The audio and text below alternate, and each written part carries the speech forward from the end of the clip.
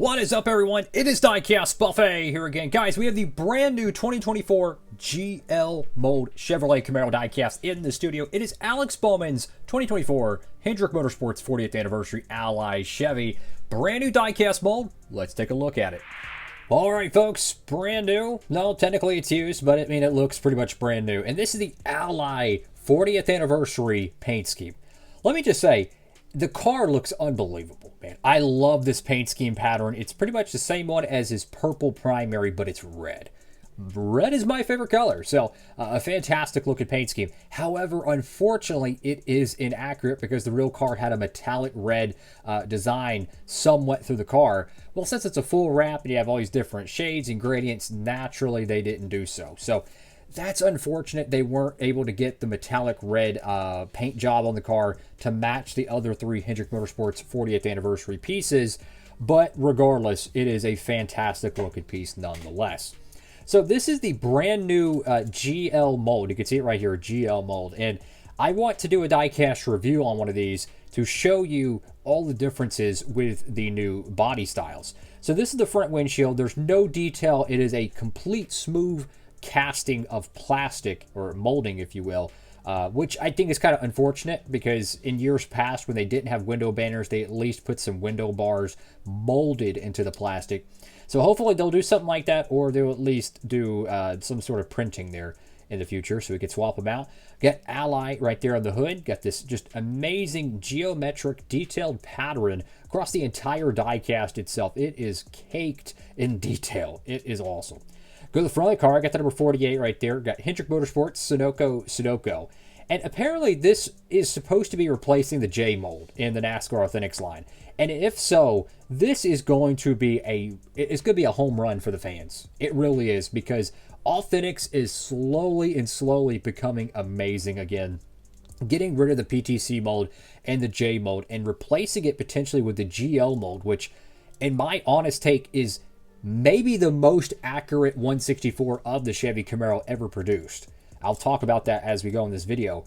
But replacing that with it is a fantastic idea. So now they can bounce between the EL mold with one factory, and then they can have the next wave produced from the GL factory, which allows the consumers, i.e., you and me, to be able to get these diecasts sooner and faster and have better quality. So we did the left side of the diecast, and the first thing that I truly noticed with these GL mode cars is the wheel prints, man.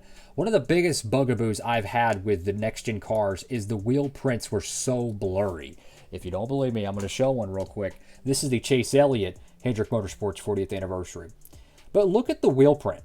I mean, it's not hard to see a drastic difference. And the wheel print used to not be like this. I mean, I'm just going to keep it real. It used to not be like that.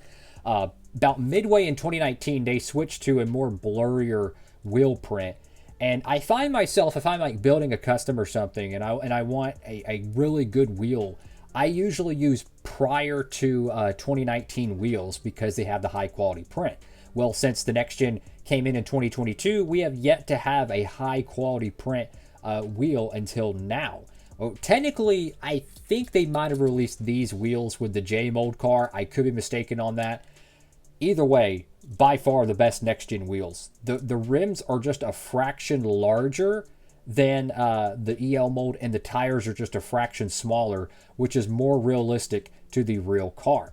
Goodyear Cup Series 48 Ally, do it right. HendrickCars.com. Got the Hendrick Motorsports 40th Anniversary there. Valvoline, Alex Bowman. What a beautiful paint scheme, man. Got the B post decal there. The window net is different as well. The interior is pretty much the same. There's a few portions that are kind of thicker, right, than the EL mold, but they knocked it out of the park. I mean, the rear of the car looks so much more pronounced. Like, I'm going to show the next gen EL mold Camaro.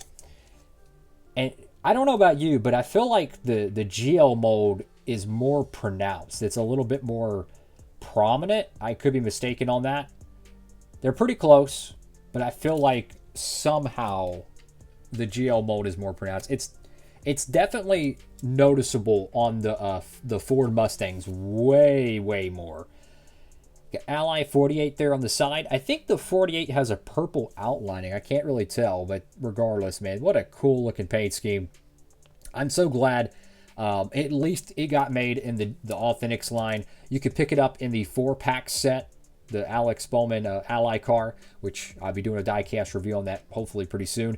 Of course, you can pick that up at Circle B Diecast. The plastic chassis variant of that car is unfortunately sold out, so you have to pick that up in, naturally the diecast chassis line. 48 Ally Do It Right. Got the number 40 right there on the deck lid. And guys, I'm telling you, NASCAR Authentics, they might be back. I'm just saying, if this is the true replacement to the J-Mold diecast, which everybody that I know was not happy with, it was an improvement of than the PTC mold, but they had to make changes. The fans hated it. A lot of them didn't buy it. It peg warmed in the stores. It really killed a lot of the hype. And they've done an amazing job. And I truly thank Lionel for this. They've done an amazing job at rebuilding the NASCAR Authentics brand and just making home run after home run.